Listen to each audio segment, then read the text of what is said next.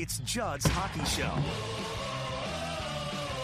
And welcome in to Judd's Hockey Show. Judd Zolgad from the XL Energy Center. Declan Goff from his palatial estate. The Wild sweeps their four-game homestand, 4-2 over the Ottawa Senators this afternoon. They have now won 5 in a row, 9 of 11, beating Edmonton, Detroit, Chicago, and now the Senators here before embarking on a 2-game trip, which will be then interrupted by the lengthy Christmas break, and then the Jets and Wild will play a week from Tuesday, I believe it is, when play resumes. But Declan, when the Wild, when they began this streak in which they've now won 9 of 11, they were 9-9-2. They lost to Toronto. It was Ryan Reaves' first game, and this team looked incredibly pedestrian. With this hot stretch, they are now 18-11-2, climbing the standings, third place in the Central, but that's behind a Jets team that has played well. Really good. Yep. And two teams that are playing well. So the point being is the Wild right now is playing really good, sound hockey within its structure. There are brief blips, but things are going about as well as possibly could be expected. And I want to start the discussion here because this is sort of where lies a little bit of, I don't know if confusion's the right word, but it's certainly an interesting discussion. So this team definitely, while having a lot of parts from last season's playoff team, which was really good in the regular season and fell apart in the playoffs to St. Louis, this team returned a lot, but, we didn't know what to expect. And I think we said fringe playoff team coming in. Then they get off to a really, really rocky early start, and we're like, whoa, this might not be exactly what we thought. As of late, with some changes now, Hartman came back today. They have played really, really well. And I guess that this is, and it's going to touch on a topic near and dear to your heart.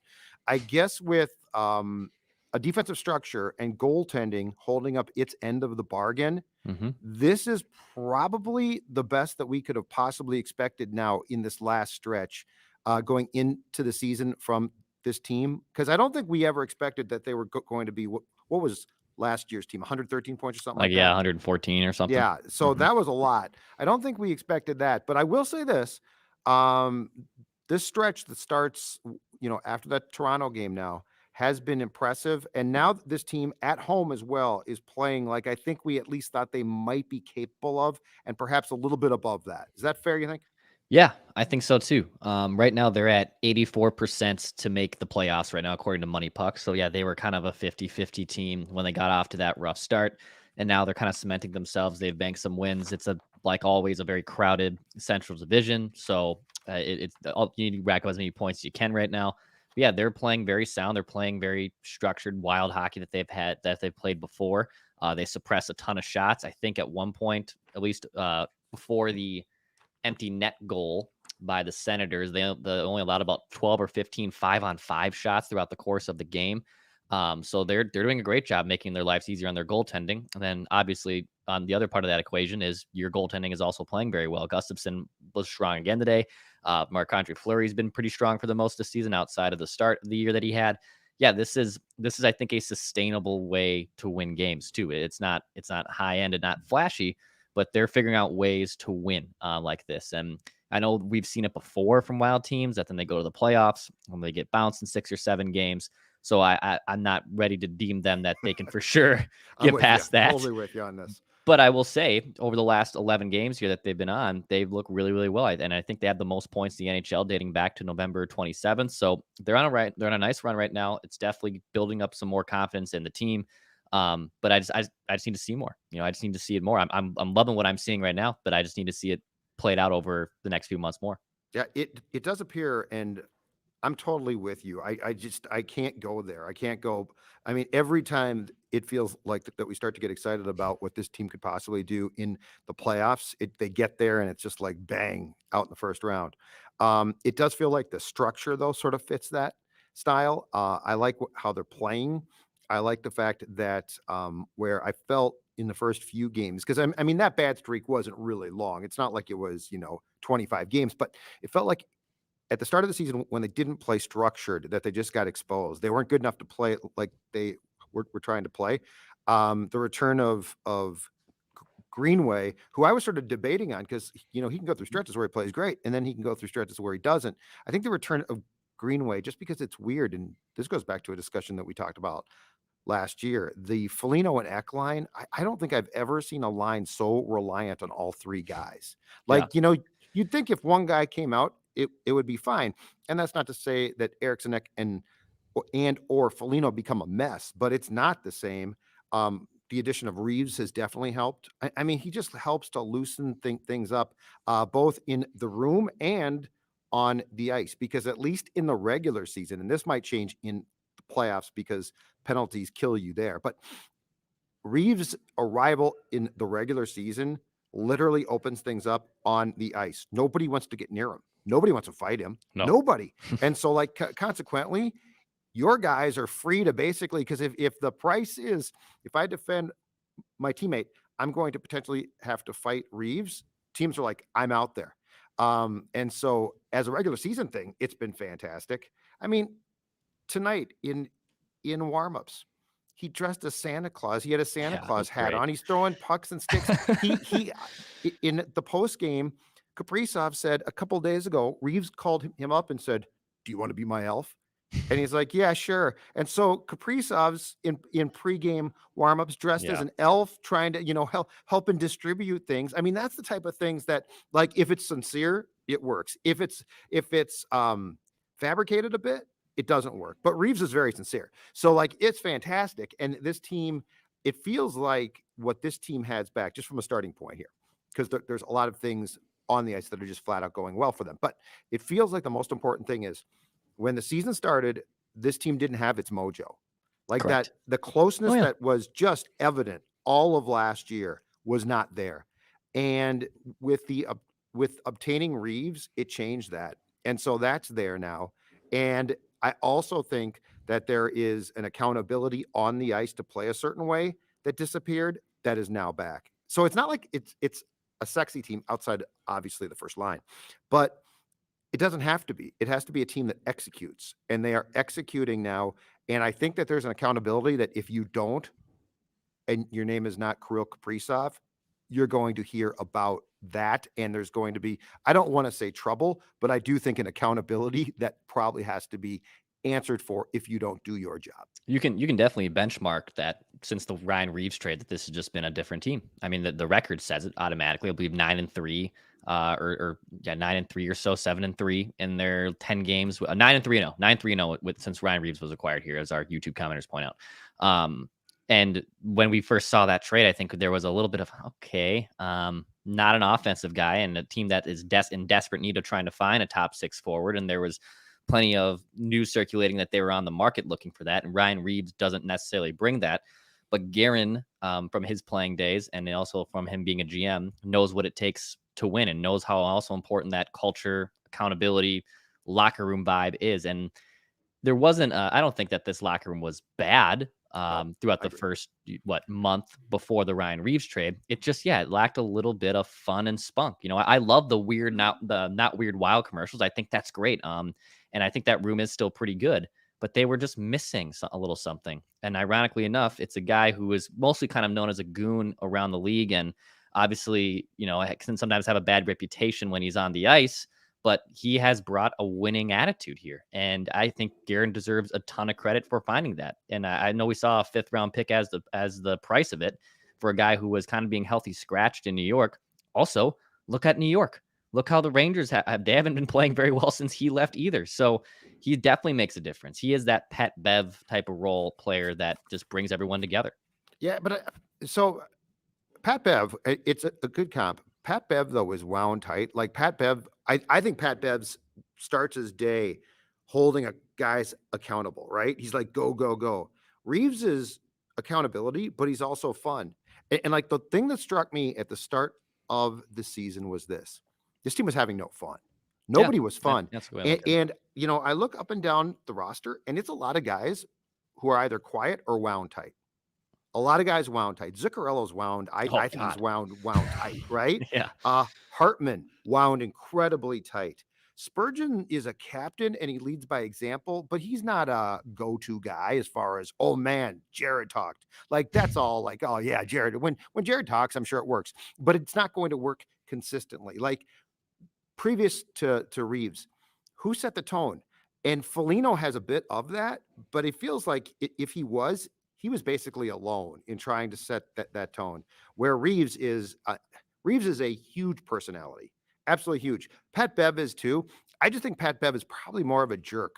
Yeah. Reaves strikes me as he can be a jerk, but he's a good guy. I mean, I walked away to do this show and I walked past the Sens room Hmm. and guys are dressed talking and Reaves is talking to a guy he mixed it up with. Right. And they're Yeah. going back and forth on like what the hit was. And I mean, it's fun. I think Ryan Reaves is universally respected.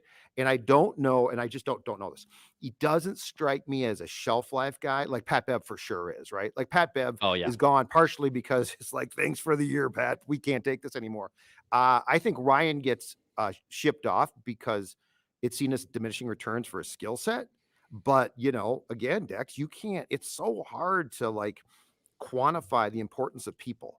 Like I Yep. think Oh yeah. GMs and coaches will say, so and so served their purpose. And now we've got a room full of guys that get it. And then the guy's gone and the team's like, okay, we're sort of back to where we were. So like this is a very interesting, intricate conversation about hockey skill and like playing ability mixed with the very important element of human relations, basically, because these guys are together constantly. Right, and not to turn Judd's Hockey Show into a hijacking of Flagrant Howls with Phil Mackey and Kyle Tige, which you can find on this YouTube channel as well. But I mean, look at the Wolves right now. That chemistry is completely off. That locker room vibe is off right now. They traded a ton of their role players and Pat Bev away, and now they've just been scuffling, right? I mean, they're scratching and clawing their way just to be a 500 team when this team had aspirations to be a lock, to be a top 6 team for sure. So, yeah, the Wild just needed a little extra oomph. Again, I don't think, to your point, I don't think that room was bad. It lacked something. And credit to Guerin, because I think it's very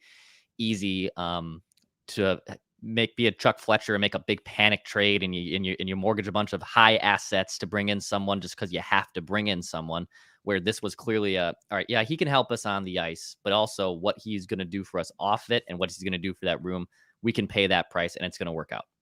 Speaking of guys that help on the ice, let's talk about not his goal because he scored again. I believe it was, a goal and 2 assists for the fantastic Kirill Kaprizov. Let's talk about his assist on the Spurgeon goal. I don't know if you saw that pass, Mm-hmm. but that pass through the defenseman's legs, I believe it was, if I'm not mistaken, I've got it written down here, Travis Hamonic, Yep. okay, who's a second pairing defenseman. Yeah, solid I guy. don't think he's a bad player. Oh, he's a solid player. Kirill Kaprizov put a Gretzky-in pass between his legs like he had 2 cones attached to his upper torso. The pass was perfect. Spurgeon pinched in. It feels to me like, and I'm not saying that they weren't aggressive previously. It feels to me like during this hot stretch, the defensemen have been given more ability to pinch in as long as a forward comes Mm-hmm. back to protect them. But that is as nice a play as you are going to see. And Kaprizov, who I think was at a goal and an assist, reached the 200-point mark for his brief career. That pass, in a nutshell, is what is one again of the things that makes this guy so incredibly special. There aren't, I mean, I know you and I are big hockey guys. We can go to a college hockey game, high school hockey game, NHL game, and obviously we're going to appreciate it. There are not many guys that if you are not a fan of this sport or you don't follow it closely, he is worth the price of admission. Like it does not take any type of person to realize that this dude, when he's on the ice, can do incredibly special things. And yeah, he's been on an insane heater here. I believe even has more points than McDavid did in his first, what was it, 179 games or whatever he is at now. So he's so good, and that he's a superstar player. And to your point of Eck, Foligno, Greenway, they all need to rely on each other. And this is again not to discredit Sam Steele, who I believe had another assist here tonight. But that center piece, to a degree, like pun intended, is replaceable. Like because Zuccarello and Kaprizov have such insane chemistry, right? And when Kirill is just on the ice, he can create anything. He can make something out of nothing, and it's remarkable watching him in person because we're seeing it on display night in, night out with this team. But man, he's a damn good player. 167 career games now, 93 goals, 108 assists, so 201 points in that time period. So yeah, it's absolutely incredible. I can only hope that when his contract nears its end again, that this team can do exactly what the Vikings should do with Justin Jefferson, which is lock him up for eternity. I have no interest in trying to trade him. I have I have no interest in going to the Rangers and saying, or the Kings and saying, how many prospects? This kid is beyond special. Hartman's return. Yeah. So sort of to my chagrin, not sort of, to my chagrin, Sammy Walker sent back down to the Iowa Wild because they didn't, obviously want him in the press box, and they weren't going to stick him on the fourth line with Reaves, Dewar, and Shaw. Hartman plugs back in. Let me get this straight before I screw this up. Hartman played tonight. Where is he on my stat sheet? Ryan Hartman played 12-10 tonight. Penalty for interference. I didn't see him a lot at the end. It felt like he was not on the ice much at the end. Dean was asked about that and said, no, I skated 4 lines consistently. It felt like Greenway was slotting in for guys at certain times, so I'm not exactly sure. The point is, here's what I'm curious about, Dex. Hartman on the line with Gaudreau and Boldy. Okay, so this was Hartman's first game back. He's coming off a great year. He got off to a bad start, got demoted to a wing this season, got hurt, came back. So this is game 1. But here's what I'm curious. I think he'll be fine. I think he helps you ultimately. But on a line with Gaudreau and Boldy, and especially Boldy, is he going to be the complement that Walker looked to be at times? Because Hartman's playing style, he's got a good shot. But Hartman's playing style, I mean, the one thing Walker brought that really intrigued me, because he did it with confidence, was speed. Yep. And like, I like this. I like how this team is playing. I like the fact that they appear to be incredibly responsible, but I would not call them a bunch of speedsters. No, yeah, and it feels like they are. If there was a metric to measure Wild's team speed in 2021-22 against Wild team speed in 22-23, it feels like that this is a slower team. I had felt that Boldy and Walker's skill sets combined together with Sammy's speed gave that line a little bit of an oomph or some juice that they didn't have. I am curious if Hartman and Boldy are going to have the same chemistry, because it feels like Hartman and Gaudreau are more along the same lines. And yes, I'm sort of dismissing Hartman's outstanding year last year, because I don't see that being repeated now, especially being on a different line. So I guess I'm just going to keep an eye out on these next 2 games as Hartman's playing time probably increases, what we see from him, because there was a reason why I thought that Boldy and Walker were at least so initially intriguing together. I don't know what his value would be, but I wouldn't be surprised if they moved on from him. If they use him as a piece at Hartman? the trade deadline, yes, to move on. Contract, dude. It's Everyone incredible. Yeah. It's 1.3 but can million. they sacrifice that contract? Like it in their cap space? Right. I get what you're saying. I wonder if they kind of look at it as, can they get a team to bite on a guy who scored 30 plus goals last season on a relatively good deal? And can you make your team better by trading him? And can you make Boldy better? I wouldn't rule it out. In fact, it would just make a lot of sense, because yes, he's under a very friendly team deal. He's a year removed from a career year.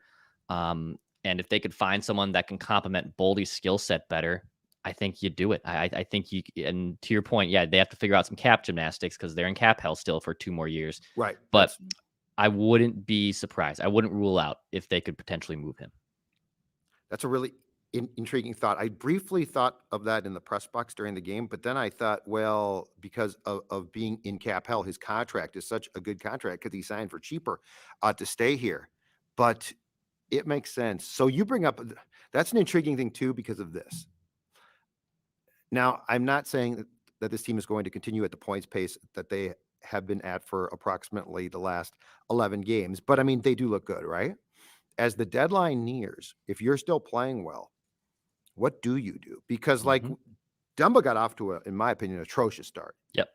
Now it's not like he's picking up a ton more points now, but his play is definitely improved, right? Yep. His play is definitely improved. He's pinching in more. He's playing with a confidence that I don't know why he just completely lacked. And again, and we both have talked about this extensively. Um, Dumba's a guy that the team loves. Like Yeah, I know. right, wrong, indifferent, they love him. So if they continue to play well and play solid, it's a really interesting question. Ugh. Like to your point, Hartman or Dumba, whose contract is up, who's almost certainly going to have to walk, and who could bring you something back. But if you're playing well, if you're in third place or second place in the division, do you trade him like that? This is where Bill Guerin's job is going to become difficult, because seeing Dumba walk and getting nothing in return is not Right. great. But Bill is a guy who 100% values chemistry. The Reaves trade was made, Mhm. largely because of that. So do you see this team make a move of a Dumba or Hartman if it makes sense, but it's also seen as being detrimental to the chemistry of the locker room? And that's also what they have to figure out too with Dumba's future. That, all right, so he's a UFA. So if you don't trade him, he's on the open market. If he wants to come back here, or if you were interested in bringing him back here, you can't pay him $6 million again.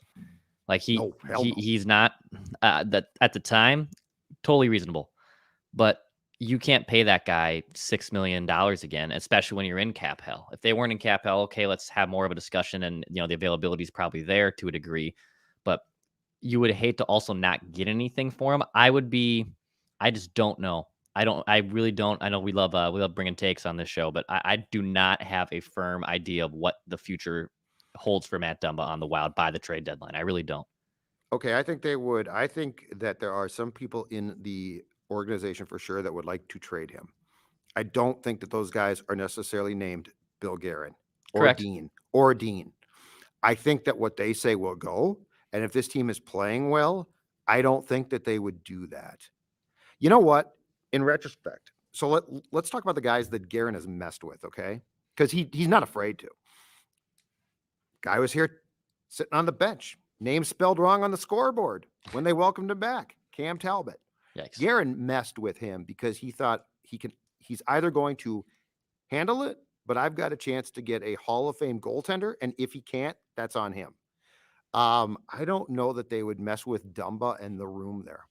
I think that there's a fighting chance if they feel that they can make a playoff run, and that's where I'm out. I just don't know anymore. Like we sat here last year talking about it. I'm out until Mhm. you win a series. I just don't know.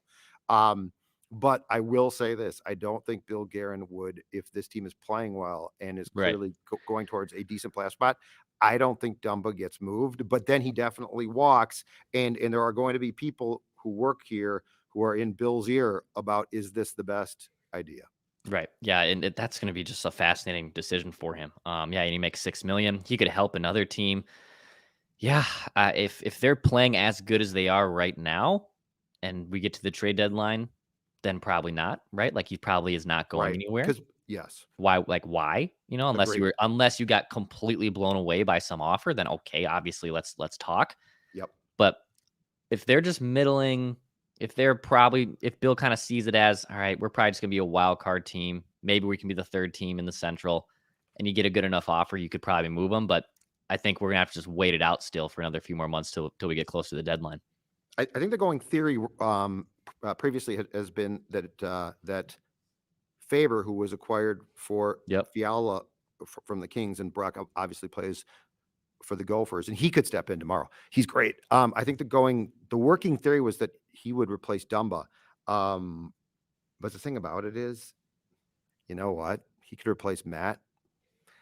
I hate to say it because I think this guy works hard. He could also step in for John Merrill at this point, Yeah. and I think be fine. I mean, John Merrill is a serviceable player, Yeah. but if Faber can come in and be the impact, and we have seen young defensemen come in and impact teams. It's not like it's going to take 6 months. Um, that would be a tough decision. But if you're convinced that trading Dumbo would cause real problems internally, and so you're going to keep him, uh, I think you've got to give serious consideration to scratching Merrill along with Goose and playing Faber there. That's just a total pie in the sky theory, because you're right. If you get blown away on Dumba, that could change things. Um, but this team playing the way it's playing is definitely going to present some challenges. Guys will get hurt too. that's going to happen. But if they don't on the blue line, I think that there's going to be a tough conversation to be had if this team continues to play the way that they have played the past, dozen games or so. Yeah, I mean, Merrill's a replacement level player. I mean, he's fine. He's not a detriment, but he doesn't move the needle for you. Andrew on our YouTube comment points out too, they have a deep prospect pool. Obviously, Faber's there. Addison, for whatever reason, sometimes gets in the doghouse. He's been a healthy scratch even recently, but he's someone that should be playing more minutes going forward. So yeah, you can move on from Dumba long term, and I think you'll be okay from it. But yeah, just how they approach that as they get close to the deadline and messing with that chemistry is going to be the more interesting thing to watch. Last thing, sir. So a tough day. So Cam Talbot. So Gustavsson, who came here in the trade for Talbot, starts. Yep. Gets the win. Nice performance. I have to admit, after a rocky couple games, I've been impressed. Antoine Forsberg, though, who also is good, he gets the start for the Sens. So Cam Talbot is on the bench. And I think at some point, I think it was in the first period, they welcome Cam back. Now, they have cleaned this up. If you did not play here or impact things mightily, you are now basically welcomed back. We no longer have to watch a litany of your highlights as a member of the Wild with LaPanta or O'Donnell's play-by-play. Cam Talbot, what an incredible save. That's all gone. But the folks that operate the scoreboard here at the X unfortunately spelled Talbot Tablot.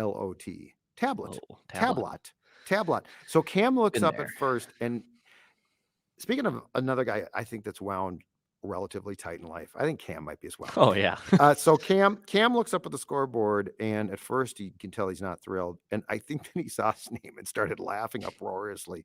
So I have to admit, as a guy who doesn't feel it's necessary to welcome everyone who played here or worked here, please welcome Pat the usher, who's now in St. Louis as an usher. I did find it rather amusing that they spelled it Tablet. Yes, that's too bad. I believe he got dinner last night with Spurgeon, or this morning or something. I think I saw him. He was out with Spurgeon and other people when he was back in town. And yeah, he was a fine goalie. I mean, he was fine here.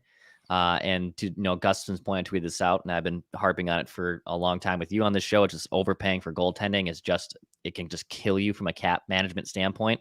Yep. Even with Talbot, with Dubnyk, Fleury, Gustafsson, none of these guys have ever broke the bank. Never. Their play, has it been perfect? No. But has there ever been a point where their play and they had an unmovable contract? No, that hasn't been the case. And that's very smart on Guerin to build a roster that doesn't overpay for goaltending. Absolutely. Yeah. And Talbot would, make no mistake, be here today if he hadn't thrown a fit. I agree. Like that, their plan, I don't think their plan was to ever trade him. I think that their plan was, between him and Flower might play more games. But, before the season, when Guerin joined us, I want to say that Guerin said that the plan was 50 to 55 games for Fleury. Yeah. But I think the plan was, if it was Fleury and Talbot, 40 something for Fleury. Like they both would have played a ton. And if Talbot hadn't pitched a fit then and then caused, and said Bill and his at the agent, the draft, at the combine or at the draft, said, Bill Guerin has a lot to think about. And Bill Guerin came back and said, I don't have bleep to think about. That caused that trade. That trade was not, I don't think the plan was to ever cut ties until that happened. And then Bill said, you know what, screw that. So yes, welcome back, Cam Tablet. Hilarious. By the way, Patrick Schoonover Foundation, the Play for Patrick campaign. We had a nice little campaign about a month ago where we raised awareness to his cause. Go to Score for Patrick to still donate to that, and you can learn more. Go to Score for Patrick MN to support the Patrick Schoonover Foundation, and hit the subscribe button too, right here for daily Minnesota sports entertainment. A couple West Coast games coming up for the Wild, back-to-back Wednesday and Thursday. Then they have a little bit of a break because of the holidays. Judd's favorite reason, people taking time off around the holidays. So hockey team. So we'll Boxing Day games, put them back. So we'll figure out some other episodes, obviously, to march out here in the next couple of weeks. But hit the subscribe button for daily Minnesota sports entertainment, and we'll be back very soon.